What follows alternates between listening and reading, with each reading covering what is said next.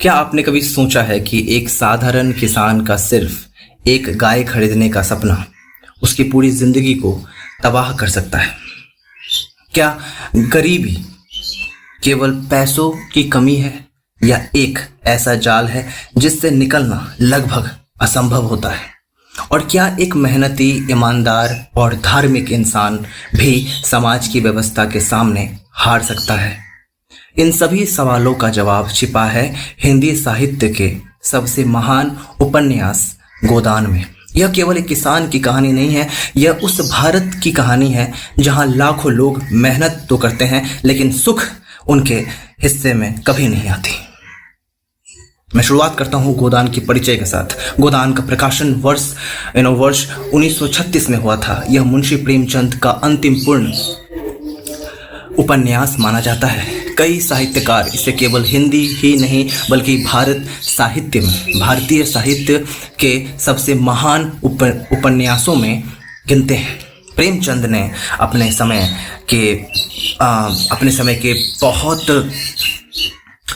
अपने समय में भारत को बहुत करीब से देखा था।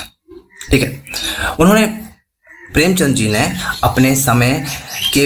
अपने समय में भारत को बहुत करीब से देखा था। उन्होंने किसानों की गरीबी, है ना, साहूकारों के अत्याचार, जमींदारों के शोषण, जाति व्यवस्था, राइट, सामाजिक कुरीतियां और मानवीय संघर्षों को अपनी रचनाओं में जीवंत रूप से प्रस्तुत किया।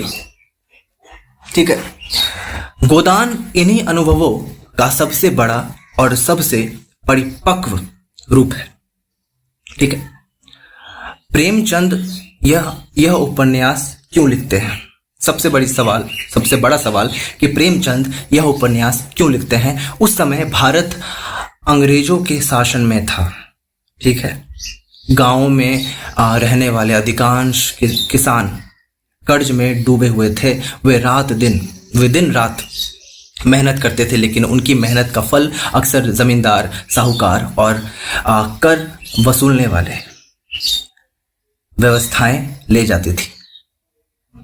किसान पैदा होता था कर्ज में, जीता था कर्ज में और कई बार मरता भी था कर्ज में। सोचिए, प्रेमचंद ने महसूस किया कि समाज का सबसे मेहनती वर्ग सबसे अधिक पीड़ित है।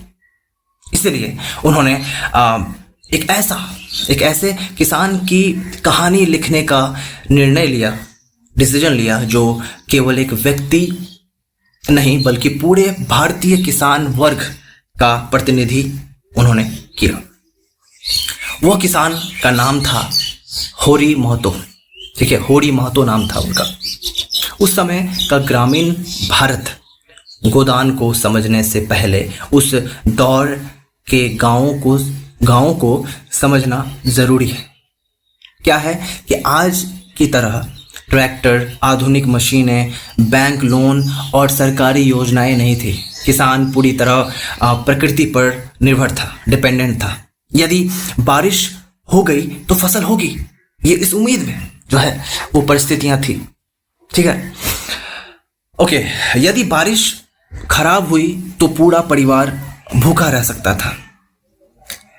खेती से जो आय होती थी उसका बड़ा हिस्सा कर्ज चुकाने में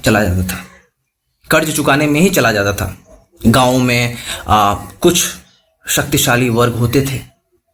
तो शक्तिशाली वर्ग कौन थे गांव में? जमींदार पहला, दूसरा साहूकार, तीसरा पंडित, चौथा पंचायत। ठीक है, गरीब किसान इनके सामने लगभग असहाय थे, पूरी तरीके से असहाय थे। लगभग क्या, पूरी तरीके से असहाय थे। उनके हाथ में क्या है? गांव। तो यहाँ पे गाय का जो महत्व है वो क्या है, वो समझिए। यहाँ पे आज किसी को गाय खरीदना सामान्य बात लग सकती है, लेकिन उस समय एक किसान के लिए गाय होना सम्मान, समृद्धि और धार्मिक पुण्य का प्रतीक था। गाय का अर्थ था दूध, घी, आर्थिक सुरक्षा, सामाजिक प्रतिष्ठा, धार्मिक महत्व।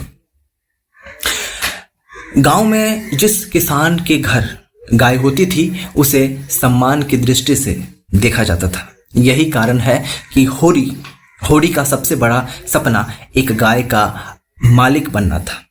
ठीक है, सबसे बड़ा सपना था कि एक गाय का मालिक बनना था उनको। ठीक है, ओके। मुख्य पात्र, इसमें मुख्य पात्र कौन थे?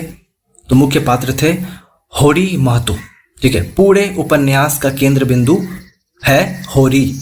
होरी एक गरीब किसान है, वो मेहनती है, ईमानदार है, इसमें कोई दोहराई नहीं है, धार्मिक भी है, परिवार से प्रेम करता है ना, किसी से दुश्मनी नहीं चाहता, हर परिस्थिति में समझौता कर लेना उसकी आदत है।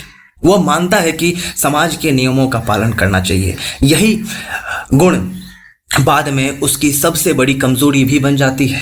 होरी कभी विद्रोह नहीं चाहता था, ना करता था, वह अन्याय सह लेता था लेकिन टकराव से बचता था। ठीक है, धनिया एक असाधारण महिला। यदि होरी इस उपन्यास की आत्मा है तो धनिया जो है ना उसकी शक्ति है। धनिया होरी की पत्नी थी। ठीक है, धनिया होरी की पत्नी है, वह साहसी है, स्पष्टवादी है, न्याय प्रिय है। जहां होरी हर बात सह लेता था वहां धनिया अन्याय के खिलाफ आवाज उठाती थी, है ना, बगावत पे उतर आती थी। वह गरीबी से लड़ती थी, वो समाज से लड़ती थी, परिस्थितियों से लड़ती थी और कई बार अपने पति की गलतियों का भी विरोध करती थी। वो महिला थी धनिया। गोदान की सबसे प्रभावशाली पात्रों में धनिया का नाम सबसे ऊपर आता था। ठीक है, तो गोबर, नई पीढ़ी का सोच, नई पीढ़ी की सोच, है ना। होरी का बेटा गोबर अपने पिता से बिल्कुल अलग है। वह पुरानी परंपराओं और आंख बंद करके विश्वास नहीं करते थे। जो पिछड़ी सोच और बनी बनाई व्यवस्था जो पहले थी, है ना, परंपराएं थी, उस पे आंख बंद करके भरोसा नहीं करती थी और विश्वास नहीं करती थी। वो सवाल पूछता है ना। तो वहां पे जो उनका बेटा है वो सवाल पूछता है। कहने का मतलब ये हुआ कि होरी का बेटा गोबर, है ना, अपने पिता से बिल्कुल अलग है। वह पुरानी परंपराओं पर आंख बंद करके भरोसा नहीं करते थे। कहने का मतलब, है ना, पिछड़ी सोच और बनी बनाई व्यवस्थाओं को इतना स्वीकार नहीं करते थे। ठीक है, वो सवाल पूछते थे, है ना, वो सवाल पूछता है। कहानी के आधार पर कहें तो वह विद्रोह करता है, उसे जाति व्यवस्था और सामाजिक बंधन पसंद नहीं है। गोबर उनका बेटा है, गोबर नई पीढ़ी का प्रतिनिधित्व करता है जो बदलाव चाहती है, जो बदलाव चाहते हैं। ठीक है, तो झुनिया सामाजिक व्यवस्था की शिकार। झुनिया एक युवा लड़की है, वह भोला की बेटी है। ठीक है, वह सरल, भावुक और प्रेम करने वाली लड़की है, लेकिन उसका जीवन समाज की कठोर परंपराओं की वजह से संकट में पड़ जाता है। आगे चलकर झुनिया की कहानी पूरे उपन्यास का महत्वपूर्ण मोड़ बनती है। ठीक है, हीरा और शोभा। ठीक है, हीरा के दो भाई हैं, तो हीरा बोल रहा है, होरी के दो भाई हैं। ठीक है, पहला हीरा, दूसरा शोभा। ठीक है, तीन भाइयों के बीच संपत्ति का बंटवारा हो चुका है। बंटवारे के बाद भी मन में कई शिकायतें और ईर्ष्याएं, है ना, जेलसी बची हुई है। विशेष रूप से हीरा के मन में होरी के प्रति जलन दिखाई देती है।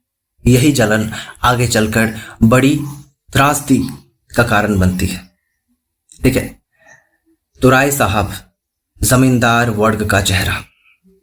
कहानी अब बढ़ती जा रही है, अब समझते जाइए, है ना। राय साहब के जमींदार, राय साहब गांव के जमींदार है। ठीक है, राय साहब कौन है? गांव के जमींदार है। वे सीधे अत्याचारी नहीं दिखते, लेकिन जिस व्यवस्था का वे हिस्सा हैं वह किसानों का शोषण करती है। उनके माध्यम से प्रेमचंद दिखाते हैं कि किस प्रकार ऊंचे वर्ग के लोग किसानों के श्रम पर निर्भर रहते हैं। पंडित दाता दीन। ठीक है, दाता दीन गांव के प्रभावशाली ब्राह्मण है। धर्म और परंपरा के नाम पर लोगों पर उनका प्रभाव है। वे सामाजिक व्यवस्था का प्रतिनिधित्व करते हैं। उनके माध्यम से प्रेमचंद धार्मिक पाखंड और सामाजिक शोषण को उजागर करते हैं। शहर की दुनिया के पात्र। तो गोदान केवल गांव की कहानी नहीं है। आगे चलकर हमें शहर के कुछ महत्वपूर्ण पात्र भी मिलते हैं, जैसे मालती हो गए। पहला मालती, हाँ, आधुनिक शिक्षित और स्वतंत्र विचारों वाली महिला जो थी। मालती कौन थी? कि आधुनिक शिक्षित और स्वतंत्र विचारों वाली महिला थी। ठीक है। मेहता, ये किरदार है जो मैं आगे बताने वाला हूँ, अलग अलग भाग में। ये भाग पहला है ना, पार्ट 1 है, पार्ट 1, 2, 3, 4, 5, 6, 7, 8, 9, 10, पूरा का पूरा 10 आने वाला है, पार्ट 10 आने वाला है। तो ये सारे किरदार दिखेंगे। मेहता कौन है? दार्शनिक और आदर्शवादी व्यक्ति थे। ठीक है, दार्शनिक और आदर्शवादी व्यक्ति थे। खन्ना, धनवाद उद्योगपति थे। गोविंदी खन्ना की पत्नी थी। इन पात्रों के माध्यम से प्रेमचंद शहर के समाज की जटिलताओं को दिखाते हैं। ठीक है। तो होड़ी का सपना उपन्यास की शुरुआत में होड़ी का केवल एक सपना है। वो चाहता है कि उसके घर में एक नया गाय हो। ठीक है, उसके घर में एक नया गाय हो। सुनने में यह सपना बहुत छोटा लगता है, लेकिन सही सपना पूरी कहानी को आगे बढ़ाता है ना। उसे लगता है कि गाय आने से घर में सुख आएगा, सम्मान बढ़ेगा, धार्मिक पुण्य मिलेगा, परिवार खुश रहेगा। बिल्कुल, लेकिन उनको बिल्कुल अंदाजा नहीं होता कि यही सपना उसके जिंदगी का सबसे बड़ा परीक्षा बनने वाला है, सबसे बड़ी परीक्षा बनने वाला है ना।